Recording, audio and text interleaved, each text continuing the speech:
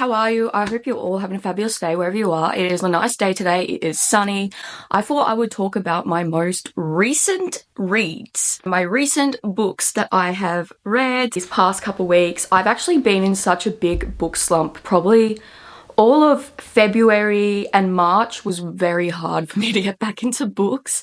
Honestly, I don't actually remember why. Can't really remember as to why that was the case. I think because with uni, if you're a uni student, you know that when you have so much like ready weekly content to do, on top of that with the pressure of just uni itself, you tend to just forget. So I actually have read a few books, so it's not going to be a whole lot. I've also got some on my Kindle, but I'm actually just going to show you through my Kindle app of all the books that I've actually read.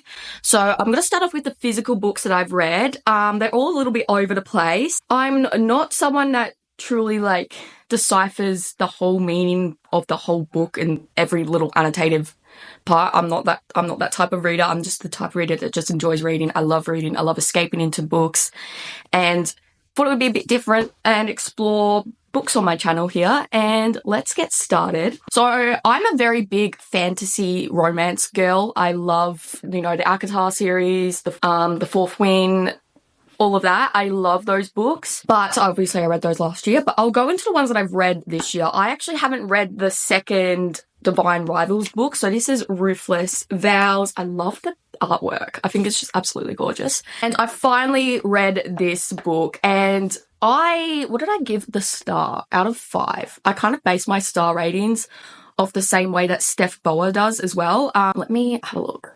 Books. I gave Ruthless Vows a 3 out of 5 star. To tell you why. I loved the first book. Like, it wasn't my overall favorite compared to like Fourth Wing, because people were comparing it to Fourth Wing for some reason, and I don't really understand why. They were saying it's better. I personally didn't find it better, but I did like the first book a lot. The second book wasn't my favorite, only because I felt like it was unfinished, and I felt that it had more potential, I reckon. I feel like it could have just overall, I don't know how to put it. I don't know, but I love Iris and Roman's relationship. I just find them adorable. I love them little moments in there. Obviously, there was moments in the book. I just dropped the book that I loved. I really loved Addie, and what was his name? I can't remember his name. Atty. Why was I saying Addie? Atty. I don't really actually can't even remember. The dude that was new into the book. Oh my god. This is what happens when I forget all the books I've read and all the characters. But I did really enjoy going into their relationship and all that. But I just felt it was unfinished, it was rushed, and it just wasn't my overall favorite read. I do find their relationship very cute. It could have been explored a little bit more better. That's just my opinion. I'm not a book critic. I don't go around telling everyone you should read that. This has been on my to be read list, and I gave this a 4 out of 5 star. I love this book. I actually even had a quote. I'm not that type of person that annotates it. Like, I will highlight things that I love, but I loved this part. How so? Because that's just what life's about. My eyebrows tugged together, decorating, living rather than through the motions. And I thought that was really cute, and I had to annotate that. Well, not, but I gave this a 4 out of 5 star. I loved the building of the relationship, the tension, and I can't actually even remember this book. I did really like their, dynamic relationship together, and how it was childhood enemies, frenemies to lovers. I found that was really cute too. I can't really remember this.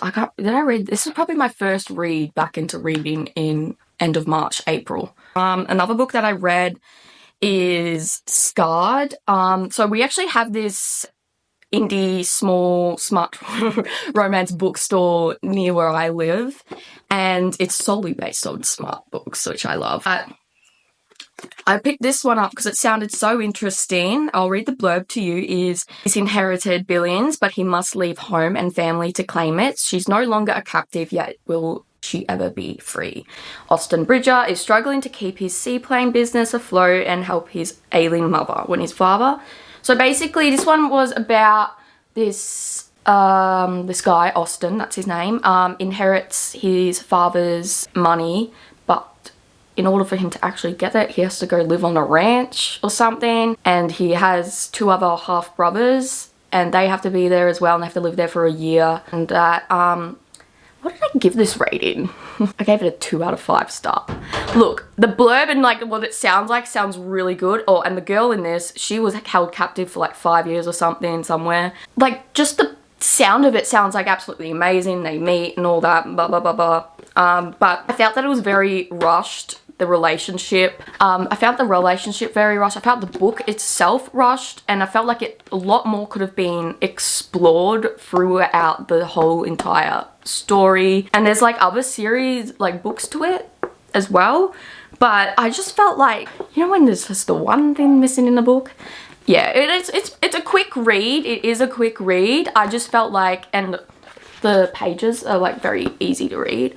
Like, it had potential. I can't even remember what I'm saying. But I felt like this could have been explored a lot more, and maybe a lot more in depth. Another book that I read, the physical book, I haven't actually finished this. I put it down. And that is Her Greatest Mistake by Hannah Cohen. I have read a couple of Hannah Cohen's books and I really like them.